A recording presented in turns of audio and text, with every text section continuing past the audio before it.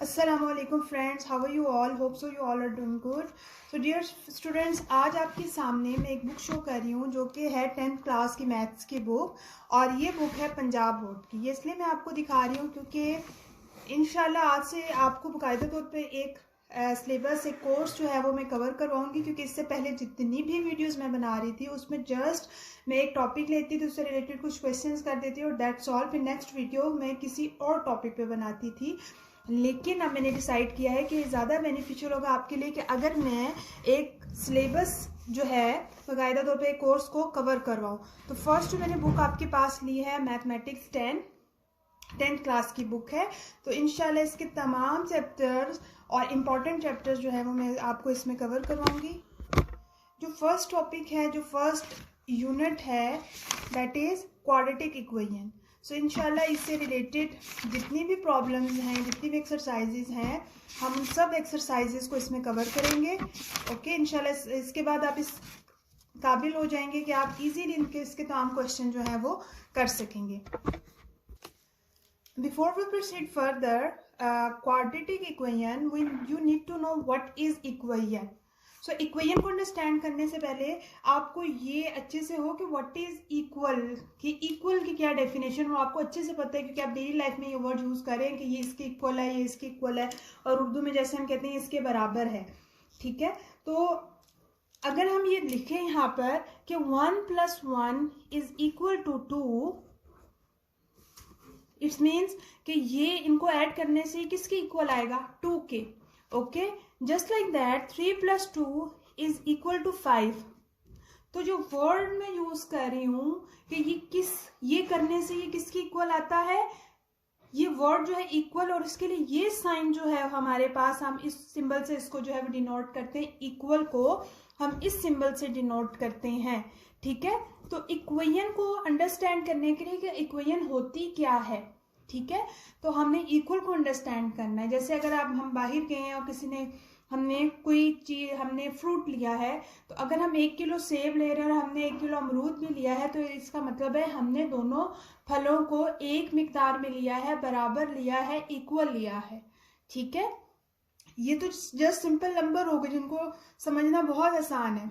इसी तरह आपके पास अलजेब्रिक इक्वेशन होती है, एक्सप्रेशन होता है। ठीक है, अलजेब्रिक एक्सप्रेशन क्या होता है? जिसमें वेरिएबल, कांस्टेंट एंड ऑपरेटर जो है वो मल्टीप्लाई हो रहे होते हैं। फॉर एग्जांपल, अगर यहाँ पर मैं एक अलजेब्रिक एक्सप्रेशन लिखती हूँ, दैट इज 3x + 2, और मैं कहती हूँ कि ये इक्वल है 5 के। इट मीन्स, ठीक है, अब अच्छे से आप समझिएगा कि इक्वल है 5 के। जब मैं ये बात कह रही हूँ, इट मीन्स कि यहाँ पर जो आपका वेरिएबल है, जो कि आपको अननोन होता है और जिसको आपने फाइंड करना होता है, उसकी कोई ऐसी वैल्यू है जिसको आप 3 से मल्टीप्लाई करें और उसको 2 में ऐड करें, तो वो किसके इक्वल आएगा? 5 के। जब तक हमें ये नहीं पता कि ये x की क्या वैल्यू है, तो तब तक हम कहते हैं हमारे पास ये एक इक्वेशन है, इस इक्वेशन को हमने सॉल्व करना है। सॉल्व करने का मतलब ये होता है कि आपने यहाँ पर x की वैल्यू फाइंड करनी होगी कि वो क्या वैल्यू होगी कि जिसको मैं 3 से मल्टीप्लाई करूं और देन ऐड इनटू 2, देन आपके पास 5 आ जाएगा। ठीक है, जस्ट लाइक दैट आप दो वेरिएबल्स भी आपके पास हो सकते हैं। 3x + 2y is equal to, अगर मैं कहती हूं कि ये आपके पास हो जाएगा 10 के इक्वल, कब आएगा कि इट्स मीन्स इसमें x और y की क्या वैल्यू होगी कि वो 10 के इक्वल आएगा। तो यहाँ पर ये आपके पास, इसको हम कहेंगे equation. Equation, solve the equation means कि आपके पास x की क्या वैल्यू होगी और y की क्या वैल्यू होगी, यहाँ पर हम पुट करेंगे तो आपके पास 10 आ जाएगा। You will get 10। ओके, 10 के इक्वल होगा। तो इक्वल का वर्ड यहाँ पर मैं यूज करूँ, इट्स मीन्स कि जब अलजेब्रिक इक्वेशन को आपने एक्सप्रेशन को सॉल्व करना और वो किसी भी नंबर के इक्वल आपने फाइंड करना हो कि ये किस नंबर के इक्वल है, कैसे आएगा इस नंबर के इक्वल, तो इस तरह की जो फॉर्म आपके पास बनेगी, ठीक है, वो आपके पास होगी इक्वेशन। अब इस इक्वेशन का भी नाम है मतलब क्या है इसका कि यहाँ पर अगर आप फोकस करें तो जो वेरिएबल हम यहाँ पर यूज करें, वेरिएबल x है और यहाँ पर वेरिएबल x एंड y है, उसकी जो पावर है, ठीक है, उसकी जो पावर है वो 1 है। यहाँ पर भी जो भी वेरिएबल हमने यूज किए उसकी जो पावर है वो 1 है, और जो डिग्री है इस इक्वेशन में भी वो 1 है, और यहाँ पर भी जो डिग्री है वो 1 है आपके पास। Okay, so that equation is called linear equation. That equation is called linear equation. क्यों? क्योंकि इसमें वेरिएबल की पावर 1 है, डिग्री भी 1 है, और यहाँ पर आप वेरिएबल की पावर 1 है इस एक्सप्रेशन की, और डिग्री भी 1 है, तो इसलिए हम इसको वो कहेंगे that is linear equation. Linear equation के बाद क्वाड्रेटिक इक्वेशन को अंडरस्टैंड करना अब आपके लिए बहुत इजी है कि लीनियर इक्वेशन में जैसा कि मैंने आपको बताया कि जो वेरिएबल है उसकी पावर 1 होती है। जब ये पावर इंक्रीज हो जाए, मीन्स कि अगर इसकी पावर, वेरिएबल जो यूज हो रहा है उसकी पावर 2 हो जाए, या डिग्री आपके पास 2 है, तो आपके पास जो इक्वेशन आएगी वो इक्वेशन होगी क्वाड्रेटिक इक्वेशन। क्वाड्रेटिक इक्वेशन की प्रॉपर डेफिनेशन ये है students, an equation which contains the square. Okay, वही बात कि जिसमें स्क्वायर है आपके पास, किसका स्क्वायर है? ऑफ द अननोन क्वांटिटी, और अननोन क्वांटिटी को आप क्या कहते हैं? वेरिएबल कहते हैं इन अलजेब्रिक एक्सप्रेशन में। But no higher power, higher power नहीं होगी 2 से। स्क्वायर मीन्स कि वेरिएबल की पावर 2 है और उससे ज्यादा पावर नहीं होगी, is called a quadratic equation. So that equation is called a quadratic equation. ठीक है, या तो आपके पास पावर 2 होगी वेरिएबल की पावर, या उसकी जो डिग्री होगी वो सेकेंड डिग्री होगी। Okay, a second degree equation in one variable x of the form is this, मतलब कि आपके पास जो लीनियर इक्वेशन को हम डिस्कस कर रहे थे, या अगर हमारे पास क्वाड्रेटिक इक्वेशन होगी, आपके पास एक वेरिएबल, उसके अंदर जस्ट आप एक वेरिएबल यूज करे होंगे और बाकी जो है आपके पास कोई वेरिएबल उसमें यूज नहीं हो रहा होगा। ठीक है, वो जो वेरिएबल, फॉर एग्जांपल अगर यहाँ पर मैं x वेरिएबल यूज कर रही हूँ, तो जो वेरिएबल की पावर जो होगी वो हाईएस्ट जो पावर है, जो डिग्री है वो 2 से स्टार्ट हो रही होगी, इससे हायर नहीं होगी। ओके, और फिर 1 देन दिस। तो ये जो फॉर्म आपके सामने मैंने लिखी है, बेसिकली ये एक आपके पास जनरल फॉर्म है क्वाड्रेटिक इक्वेशन की। अब इसको हम अच्छे से अंडरस्टैंड करते हैं।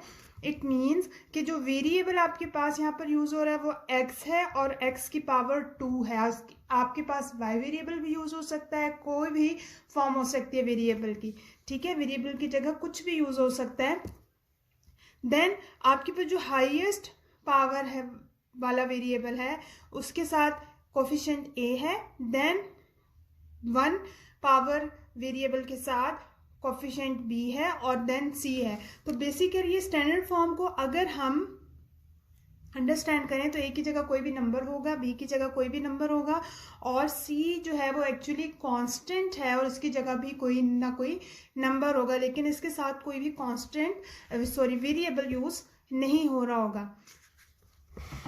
इसमें स्टूडेंट्स a जो है वो आपके पास 0 के इक्वल नहीं होगा। क्यों? क्योंकि अगर a 0 के इक्वल हो गया तो आपके पास ये सेकेंड डिग्री जो है वो पावर 2 जो है वो रिमूव हो जाएगा, तो फिर तो हमारे पास क्वाड्रेटिक इक्वेशन की जो डेफिनेशन है उसके अकॉर्डिंगली ये इक्वेशन जो है वो फुलफिल नहीं होती। ठीक है, and b and c are real number. क्या कौन से नंबर होंगे? रियल नंबर होंगे, and you know very well what are real number. Okay, अगर आपके पास a इक्वल टू 0 हो जाता है, ओके, तो देन आपके पास इस जो जर्नल फॉर्म में अगर a इक्वल टू 0 हो जाता है तो देन हमारे पास क्या रिमेनिंग रह जाएगा? bx plus C that is equal to 0। ठीक है, और ये जो होती है ये आपके पास लीनियर इक्वेशन हो जाती है जब आपके पास जो वेरिएबल है उसकी पावर 1 हो। अच्छा स्टूडेंट्स, ये देखिए इसकी फॉर्म आप चेक करें क्वाड्रेटिक इक्वेशन की, कि ये सब आपके पास लेफ्ट हैंड साइड पे आपने लिखे हुए हैं और इक्वल टू 0 होंगे, तो ये एक स्टैंडर्ड, एक जनरल फॉर्म आपके पास ये होगी।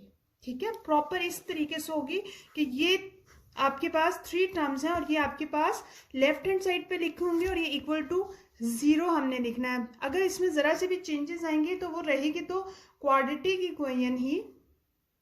ठीक है, लेकिन उसमें आप क्या कर सकते हो, उसमें आपके पास ये होगा, वो स्टैंडर्ड फॉर्म नहीं होगी। ठीक है, उसको हम स्टैंडर्ड फॉर्म के अंदर लेके आएंगे और उसको फिर हम क्वाड्रेटिक इक्वेशन में चेंज कर सकते हैं। ओके, सो बहुत सिंपल है, जस्ट आपने ये अपने माइंड में रखना है कि जो क्वाड्रेटिक इक्वेशन होती है उसमें वेरिएबल या आपके पास जो डिग्री होती है वो 2 होती है, 2 से ज़्यादा नहीं होती। ओके, सो कुछ एग्जांपल्स अगर हम देखें तो ये आपके पास, अगर हम चेक करें तो ये आपके पास क्वाड्रेटिक इक्वेशन है, लेकिन अगर आप ये देखें आप कहेंगे इसमें तो माइनस साइन यूज हो रहा है यहाँ पर। अगर हम इसको थोड़ा सा इसको हम इलेबोरेट करें कि इस फॉर्म के साथ कंपेयर करें bx प्लस सी के साथ इक्वल टू 0, तो यहाँ पर a आपके पास जो है वो 1 है। ओके, एंड b आपके पास क्या है यहाँ पर, जैसे कि आप स्टूडेंट्स देख रहे हैं कि हमने 7, ठीक है, 7 के साथ माइनस साइन यूज हो रहा है, लेकिन यहाँ पर तो b के साथ प्लस साइन था, तो हम इसको प्रॉपर थोड़ा सा ऐसे लिखेंगे कि एक्स स्क्वायर प्लस का साइन यहाँ पर करेंगे और ये जो माइनस साइन है वो हम 7 के साथ ब्रैकेट में लिख देंगे प्लस c। तो इधर आपके पास जो साइन यूज हो रहा होगा वो बेसिकली x का कोफिशिएंट के साथ वो साइन यूज होगा, तो जहां जहां हमने b लिखना होगा वहां पर हम -7 लिखेंगे। ठीक है, और फॉर एग्जाम्पल अभी तो यहाँ c के जो साइमल्टेनियसली है वो 6 है और +6 है, लेकिन अगर यहाँ पर माइनस का साइन होता 6 के साथ तो c जो होता वो -6 होता, उसकी जो वैल्यू होती है वो -6 होती है। इट मीन्स कि जहां जहां हमने c की वैल्यू पुट करनी होगी, आगे जब हम क्वेश्चंस करेंगे तो हम -6 पुट करेंगे।